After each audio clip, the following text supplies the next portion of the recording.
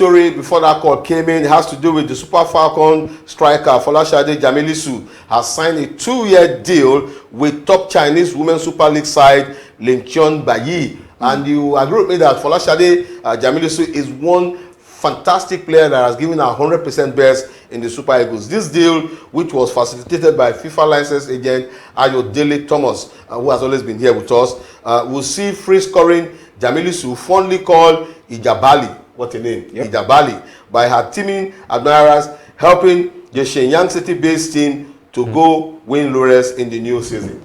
Quite fantastic. Exactly what we're talking about. After playing a long period in the female team, you get a contract, you fly abroad to really, show who you are. After Ayodele Thomas left China, Francisca Odega, we've not really seen somebody that did the women's league dirty. And this is one player we expect going to do a lot. She's a fantastic player anytime. She has quality skills and she's very, very strong. Yeah. So going to a Chinese league, she's going to do wonders. I really want to see her playing the EPL one day. All right, the female Premier League. We hope so. The proprietor of this particular deal is not that person that Thomas Ayodele, like I told you, who is also the president of Top Pro Sports Management Company, also remarked confidently, we believe in the immense potentials of Folashade Jamulisi to take the competitive Chinese Women's League by storm. No doubt about that. Yeah, no doubt about that. This man has been in the scene for a long time. He knows the nitty-gritty when it comes to player transfer, and with such experienced top agent. I think he knows exactly what to do. Getting other quality players abroad, and let's go back to where we are in female football. Wishing Folashade Jamulisi the very best as she moves into the Chinese league and eat plenty of spaghetti. It's good for you. We'll go on this quick break. We'll come back. The calls will still be taken. SMSs will still be taken. We'll be talking wrestling, cricket, and we'll look at some transfers before we go. Just stay tuned. You who love Taekwondo, I did get into Taekwondo up to red belt. Quite a unique sport, but it requires a lot of confidence and determination.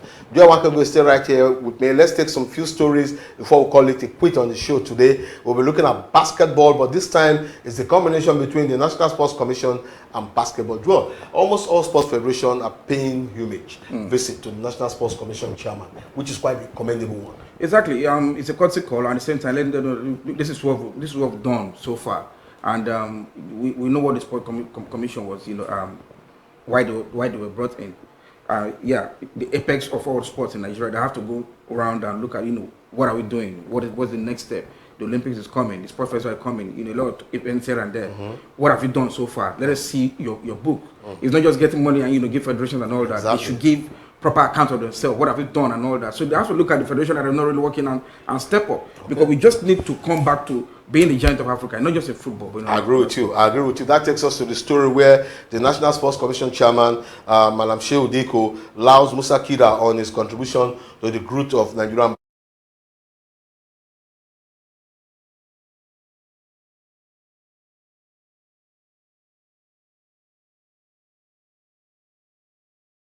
Hello?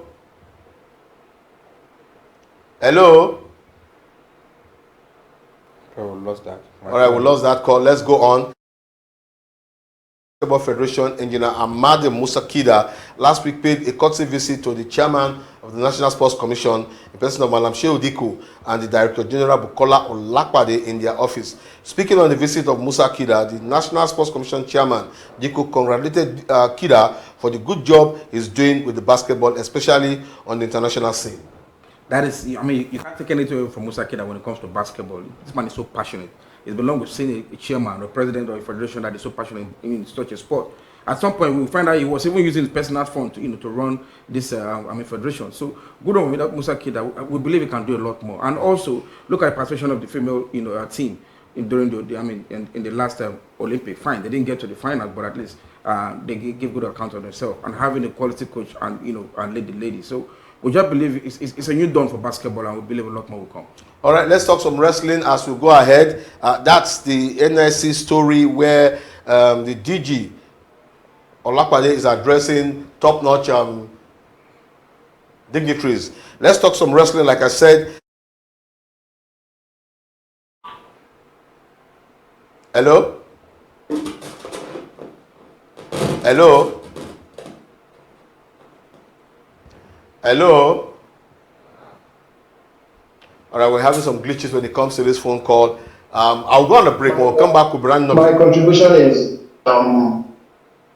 I don't think Nigeria will ever win the World Cup in this world. I don't think so, because if you look at the kind of system we are operating, it does not really give room for real talent to come up. You see, this recognition kind of system that we are running, if you don't know one person that knows another person, you might not get the opportunity to really, do what you have passion for. So I think that is really the problem we are having. But I must say that you guys are doing a very great job. Thank Kudos. you. I am Thank you. impressed with the way you guys are really, relating with the program. Yes. And again, I want to say we should look inwards. We should start thinking of how to encourage more grassroots sports, programs to encourage and to also, help young talents in the country. Thank you. Thank you very much. Let's quickly go up to the next story time. It's not our friend. All right, welcome back from that break. My producer just made me to understand when we went on that break that you can actually call in apart from sending in your message. So calls and messages are allowed. Whichever way you feel it's convenient for you, you can quickly do that. Okay, before we went on that break, we're actually looking at the games that came up in the midweek, March the 25, and we're really now the score for one to that break. But there's a game here that a lot of people actually felt wasn't really too important, and that has to do with Enugu Rangers and Ikorodu City. Ikorodu City has been flying high, and suddenly they went to the cathedral and got punctured. Yeah, sometimes when you prepare, you have to believe that you're going to get exactly 3 points, and you play a team that is just all around in the different style of football. It's not what you really expect. So what is important is staying in that gap that tells us, look, I'm not in the relegation waters, but and it's getting close to the El Dorado. It's 38 games. We played we have about 13 games remaining. Now the teams are jostling for points just to be in the space of probably in the top 4, which is important. And we know the FA Cup is looking by the corner. So not a bad point anyway. But for you, the top 4 teams, starting from Remo Stars, Shooting Stars, which other club? I know Enugu Rangers makes it number 4. Do you think they will have any impact on the continent? I am a little bit at this dissolute state where our teams go to the continent, we don't do too well. Now, looking at teams like Remo Stars, one of the most motivated teams in the country. They've been there. They say, and if they end up playing the championship this time, it's going to be the 3rd time. What is important is how far can you go? It's not the number of times you appear. How far can you go? So far so good in Africa. Enyimba have really done it so well. I'm not talking about you can't live out there. Not Africans. Yes. So we just hope this time they can do better because they have to keep improving by the day. All right. It's like I have a caller. Hello. Hello. Good afternoon. Where are you calling from? Your name and where you're calling from, please. I'm calling from today. Okay. You're welcome to the show. Sports Up right on Super Screen TV. Quick one on the hello? Yes, go ahead. Go ahead. On the Nigerian team. So I don't appoint the non-Nigerian to manage the next team. Okay.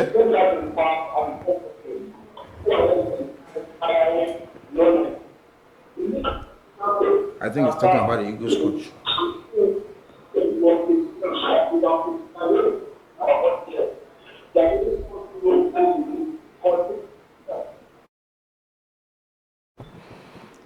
Okay. Well noted. We don't want to go back to the appointment of the Super Eagles coach. We just feel that is it possible for us to make it to the World Cup? That's the big question.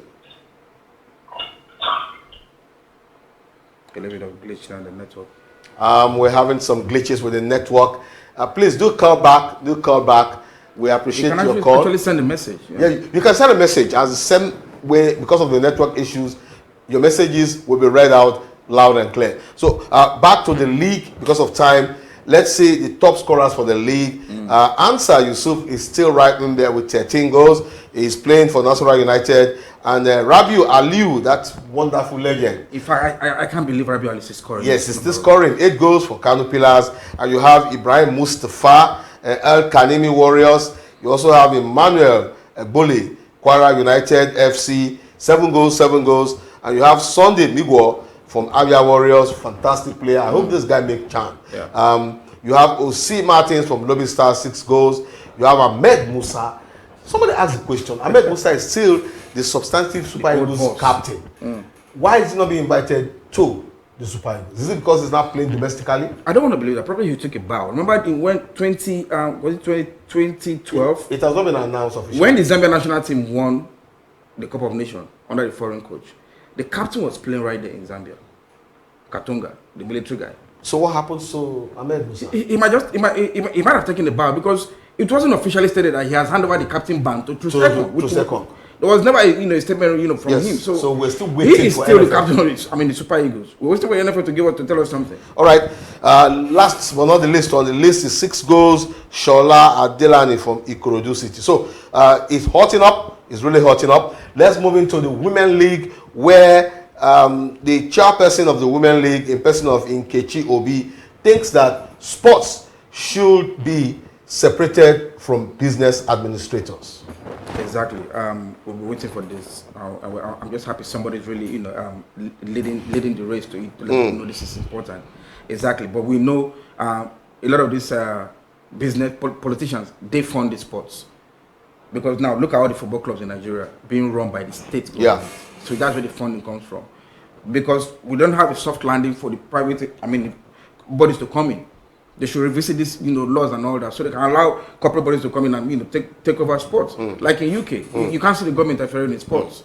It's not done. So I think it's something really big. It's not lip service for real. It should be a movement. All right, let me give a quote Nkechi Obi, the chairperson of the Nigerian Women Football League, gave. She says, "We have to separate, in quote, church from state. Now we see that is happening, and I'm happy about that. Let's separate the business of sports from the practice of sports," which is a clear fact. Yep. But we'll still address issues affecting both of them in such a way there will be a cognizance, a convergence between the female football and the Mongol in our country. She then portrays the need for community and affirmed that any decision in the future that revives the Ministry of Sports and scrap the NSC will be like the biblical analogy of going back to Egypt. So I think she's actually saying the right thing. Yeah. There's a difference between sports business and sports practice. Exactly. Sports business is key for us to succeed. Exactly. And she has made it point clear. But what's important is now, do we have the technical know-how? That's what we're talking about right now. Yeah, talking about technical know-how, I think the National Sports Commission has taken the bold step. We'll go to that story very soon, by training and retraining a lot of sport administrators, not just within the Sports Commission, every other stakeholders. Yeah. Because it's a sector. Yeah. And we need to evolve with certain things that has to do with development Keep up and the growth. pace, be at equilibrium with other third world countries that are really, making sports, a big business. All right, the National Women Football League is on. Match day 4 features are ongoing right here in Oniko Stadium. You have the Donetsk ladies taking on Edo Queens, and Nasarawa Amazons will play Ekiti Queens, and Abia Angels will play Confluence Queens, while Remo Stars ladies will be playing Heartland ladies. That's for Group A. And in Group B, you have Delta Queens will be playing Rivers Angels. Bayelsa Queens will play Adamawa Queens. Ibom Queens will play Benue Queens. FC Robo Queens will be playing Niger Rita. They're all Queens. I wonder why this whole Queens. So these are the futures for the Nigeria Women Football League. And for you, just week 4 is really hotting up. Yes, it should hot up. Edo Queens, they just came back from the CAF championship. They had a beautiful experience, even they didn't win it. Scoring high number of goals, and now they're back. And other teams are doing very well too. Confluence Queen, I'm not seeing them there, but they have a game to play. And for Delta Queens, one of the best in the league. River Angels too. So it's really going to be a tight one because women football really evolved from here to this level. So the tempo is really high. The ladies are training, getting the contracts and all that. We just believe they can go to the next level. We probably might just end up seeing 20 teams in the Premier League very soon. I agree with you. Away quickly from that story before we go on break, let's take this very superlative story that just broken. Super Falcons. Okay. Okay. I have 2 questions to ask. Go ahead. Do you think Nigeria will emerge in this World Cup? And then my second question is, why not? Hello, can you hear me? Go ahead. Yes, go yes. ahead. Can you hear me? Yes. Yes. So my second question goes like this: why employ foreign coach? Instead, we have capable coaches in Nigeria who can take Nigeria to the World Cup. So why employing foreign coach? Thank you. All right, thank you very much. I didn't get your name, but my producer will definitely give me your name later. But you're calling from Ikeja. Fantastic question. Has celebrated its 10 years of existence, with the body saying they are encouraging more people to come in and looking at the success. In a World Press Conference to herald the anniversary, Secretary General of the body, Olusegun Olukoya, noted that since the formation of the Continental Body on February 14, 2015 in Yaoundé, Cameroon, it has taken some giant strides in organizing wrestling championship in some African countries. Oh well, this man's been trying so well. Like you say, he's been craving for support from not just the government right now, the corporate bodies, to really push wrestling to a greater height. And recently, I saw a documentary when you have a WWE star, Omas, the Yoruba boy. And funny enough, we find out it's someone from from mainland, around Shomole area. Came in, he said he wants a lot of Nigerians to even be in the WWE. So probably they could come together and really, work on this and make sure we get a lot of participation when it comes to wrestling. It's a big sport, and it's money spending sport if they can really plan it very well. It is. We just hope they can get to the next level. All right, congratulations on your 10-year anniversary. Quickly straight to football this time, but I had to take this story. It has got to do with the Players Union, the only authentic Players Union in the country, PFAN, Professional Footballers Association of Nigeria. National Executive has appointed caretaker committee in the FCT and Kogi State. The presidential instruction is to continue to bid and to reposition PFAN, which is the Players Union body, to strategically place it in a position where it will enhance players' welfare. While announcing the appointments of the committee, the president of PFAN, Tijani Babangida, stated that the committee are to run the affairs of the union in their respective states for 2 years till formal elections are held. Speaking further, the General Secretary of PFAN, Comrade Edema Fuluju, stated, "We have some states with the existing executive committee in place, like Delta Ekiti, for example, but most states do not yet have, and every state has to put their house in order." Straight to you. Exactly. Exactly what we're expecting, because they PFAN have to spread their wings right now. I can see they're really doing very well. Making other states be conscious of what PFAN is all about and what they represent. Because if we can get it right, I'm very sure FIFA will come in and give us exactly what we need.